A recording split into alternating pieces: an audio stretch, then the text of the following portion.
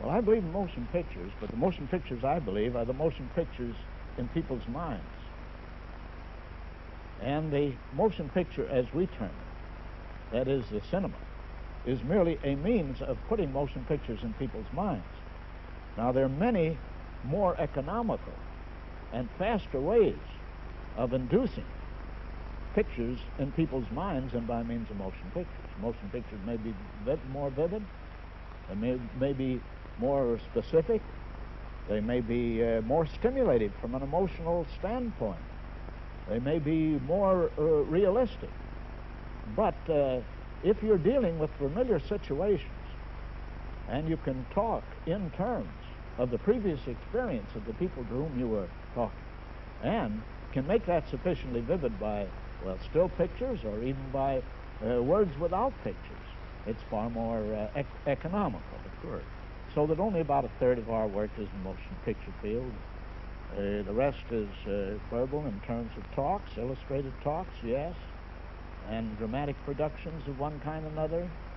We produce live shows, and in fact, we are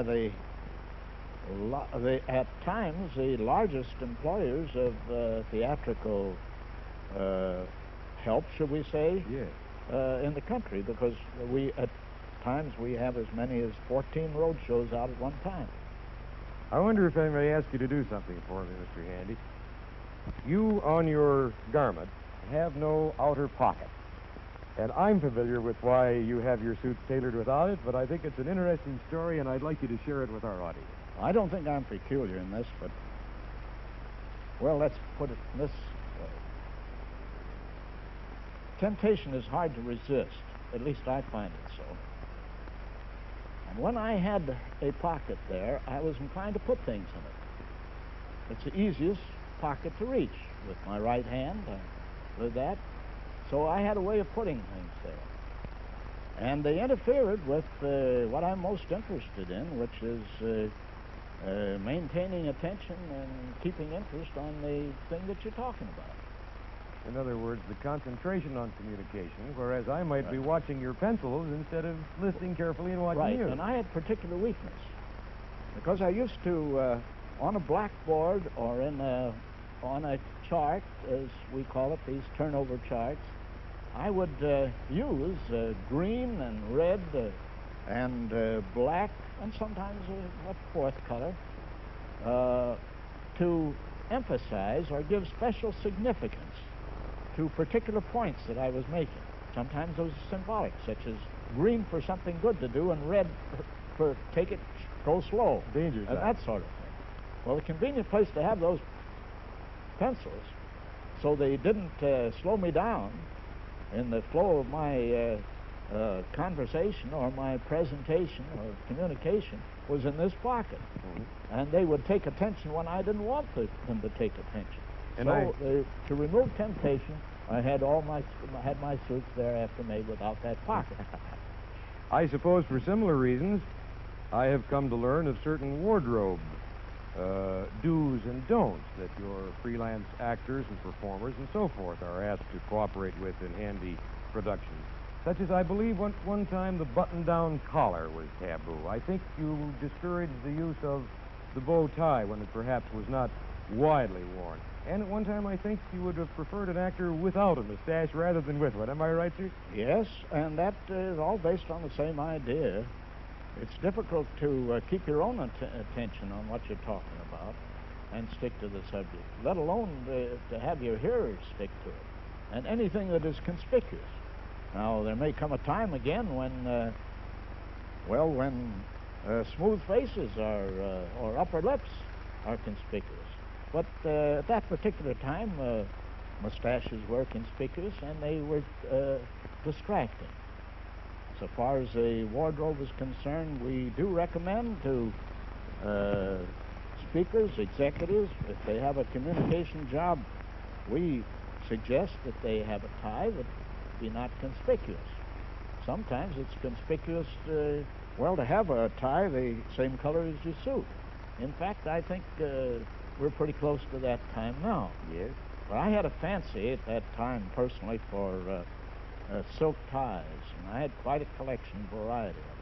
I had the experience of talking to a sales executive and presenting to him what I thought was a very good recommendation, suggestion for the solution of the problem. And when I got through, he said to me, Jam, I was on a first-name acquaintance with him. Well, I think I may say it was no less than Tom Watson Sr. of the IBM. Oh. He said, Jam, would you mind starting all over again? I have been so interested in that beautiful tie that you're wearing that I haven't heard a word you've said. Well, I decided that I would leave my colorful home ties at home. That was the end of your collection. Yes, I had a sofa cushion made out of. Mr. Handy, I'm very much interested in something, too, that you were obviously a pioneer in, and that was the documentary film. And I know of your attraction to the kind of man that Tom Edison was. And I recall that you had a great deal to do with the presentation of one of the early documentary films on his life, didn't you, sir? Yes, I learned a great deal from Tom Edison.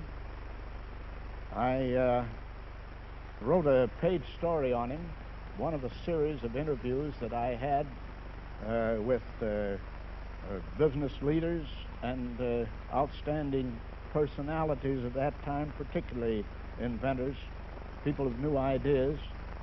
Really following up some of these suppressed desires that I'd had at my father's family table when I was an infant. I sold the Tribune on letting me do a series of that kind in which I could ask the questions. I didn't tell them that I hadn't been allowed to ask when I was 6, 7, 8, and 9, and 10 from that standpoint. Well, sure. So in interviewing Tom Edison, I learned a good deal, and I wanted a third helping. So I went down and to find out what he then considered his greatest invention. And after showing off my previous knowledge, I discovered that it wasn't at all what I thought, that instead of it being the motion picture or the phonograph or the electric light bulb, that he thought his greatest invention was the central service station from which an entire community or city could draw power, electrical current. Well, I dug up a lot of other things that were surprising, and among them was his concept of the motion picture. And I discovered that he had originally intended that invention to be as an educational tool, and that he had envisioned a transformation in our schools. And he was living without that realization of his dream, and suffering as from the disappointment of seeing it being used for entertainment, which at that time, well, times haven't changed too much, was devoted almost exclusively to love, murder, mystery, crime, and sex that isn't crime exactly, well, that sort of thing, and he was disappointed. So I immediately thought, well, I wonder if I couldn't save this daughter of yours from the life of shame into which the motion picture industry has led her. And the perils of Pauline. And all that sort of thing. And why not have some factual films? One of the earliest was a documentary, a life of Thomas Edison. And as a matter of fact, in the silent days. Wasn't Pancho Villa another of your subjects, sir? Yes, pursuing factual films and looking for some excitements in it, we and using the Tribune to promote them on a participation or rentals basis, we sent a correspondent down there to talk to Pancho Villa and to get the inside story from him of why he should behave the way he was behaving, how he got that way, and talked to him sympathetically, and he allowed us to take motion pictures. We brought them in and we circulated them in the theaters, and that way broke new ground. We at that time, however, had already pioneered the Selig Tribune News Weekly, which was a presentation of factual material in the theaters. And with the pressure of newspaper publicity, we had demonstrated that people were also interested in the facts of life as well as the facts of life as they, quote, unquote, yes, unquote, presented them. Mr. Handy, you have, during your very, very interesting and colorful and productive years in this business, done so many things. I'd like to ask a question, and I mean not to be a provocative one necessarily, but if you and I were to meet on a train or today possibly in a jet airplane and we got to chatting and I said to you, Mr. Handy, what do you do? How would you describe your occupation? Well, you might have something entirely new, and I might hear something entirely new. I experimented along that line once. It is a difficult business to describe because we set out to accelerate the processes of education, and we interpret that term very broadly, and also to make them more pleasant. I always loved to learn what I hated to study. And I thought there might be a lot of other people, you see, like me. So I could describe our business in terms of, well, I could just use that phrase. What we do is accelerate education. The chances are I'd get some more questions. I've discovered that. Or I might say our job is to make education painless. That also has the disadvantage of being an interesting statement that leads to another question. That is an interesting statement because a number of years ago you made one very close to that, I think, when you said that education should be a pleasure and not a pain in the head. Pain in the head. And it can even become a pain at the neck if you let that headache continue long enough. That's as a matter of fact. Well, I once gave myself the challenge of stating that differently every time. This question of mine, you mean? Yes, someone short would ask question. You? What's the business? Giving a different answer each time. At the same time, see that answer was explicit, that it was true, and that it was succinct. And for a whole year, I stuck to that resolution. Every time I had a seatmate on a plane, I fly about 75,000 miles a year, have for, I suppose 30 years. I would give a different answer to that question. I even made the game harder for myself by always asking my seatmate what was his business so that he would have to ask me. And you know that for that entire year, and I suppose I must have answered the question, well, at least 180 times in the 360 days that I was moving around on trains and planes, I gave a different answer every time, and it was a true answer. Well, of course, I'm not surprised each time. Mr. Handy, there are so many interesting facets that I want to be sure we at least touch on this afternoon. And you pointed out earlier that you came from a family of 7, and of course I know that Mr. Jamison Handy has a family of his own, but I don't know what it numbers and what these people do, and I'd like to hear a little bit about them. Well, I have 5 of them, and none of them are in my business, excepting that one of my daughters earns some extra money by teaching in class, elementary school. I have another son who is a business executive. He's been a salesman and a sales manager. I have one who has no use for business. He thinks it's a pain in the neck. And I have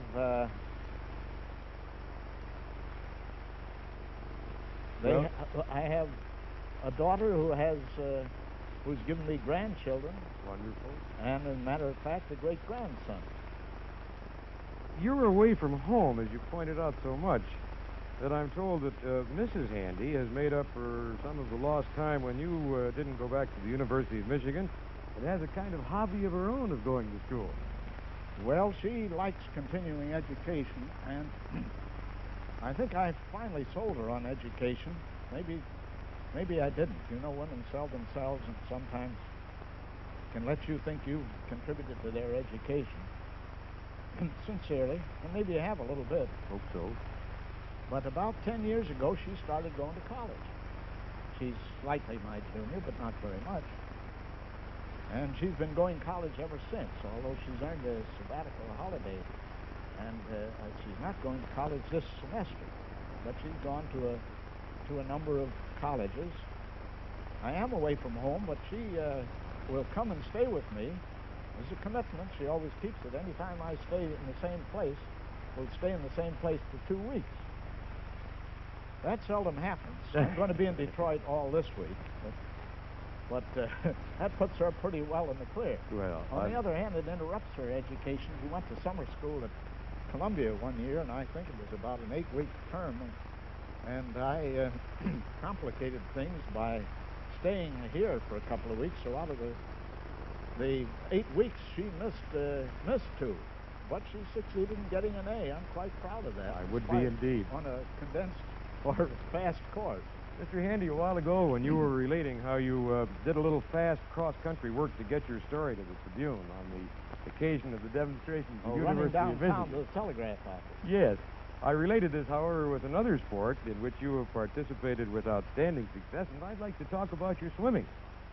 I'm especially anxious to because, if I may, and I'd like to read a little bit that was printed in the Illinois Athletic Club's tricolor on its 45th anniversary, when Commander Francis McDermott wrote as follows. In August of 1907, our tank opened, and among the swimmers we had Harry Hebner, Perry McGilvery, and Jamison Handy. Only one of them had a reputation at that time, Handy. He was truly a one-man team. He's the only man in the history of swimming in any AAU association to hold every championship, 50-yard, 100-yard, 220, 440, 880, and the mile, 150-yard backstroke, and 200-yard breaststroke. He held the Central Association Championships both indoor and outdoor for several years, and you're still going at it strong in the swimming department, aren't you? Well, I still swim daily, 500 or 600 yards. I like to pull water around and work my body through it. Well, you're not likely to volunteer this information, so I want to tell, if I may, this myself, that Mr. Jamison Handy was elected to the Swimming Hall of Fame just last year in 1960. And you were the 23rd to achieve that distinction. Again, our congratulations. Well, that was most largely for my contribution in devising new techniques in swimming. As a matter of fact, it's a mistake to think of me as an athlete, because I won my championships and broke my records largely with my head. The head is quite important in swimming, and one of the techniques which I have advocated is using the head physically in swimming more, as the fish and the porpoises do. And we're getting pretty good acceptance of that, although we still have a way to do. But my records and the versatility to which you apply there, the fact that I won, was due to the fact that I got pushed around. The minute I would develop a new technique and break the records, some of these long-geared fish, some of these talent whose hands were farther from their heads when they're stretched out, that is, I'm visualizing the end, you start with your feet and you touch with your hands, they took those records away. So I had to move into another territory and make another change. So I went from one device to another. That's how I happened to get into breaststroke. It was all based on notions. We used in the breaststroke then a side kick like this. Well, these muscles aren't as strong. They don't get as much practice as you're running. So I just changed the kick pull that way and broke the record. They were using the backstroke. They were using both arms together this way. I used them one at a time like that, and that way avoided the loss of momentum and broke the record. But as soon as these talented long-geared fish, particularly the basketball potential, should we say, started to use those techniques, they broke my records. Many of them didn't stay on the books more than a year.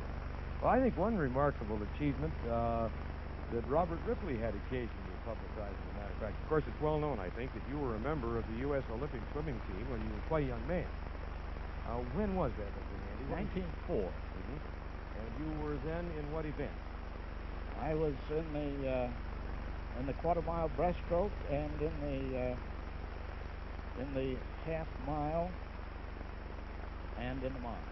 Now, it was not on that subject that Mr. Ripley found it so unusual and therefore reported it. What was more amazing is that 20 years later, you were again representing the United States in the Olympic team. Well, I represented the second time.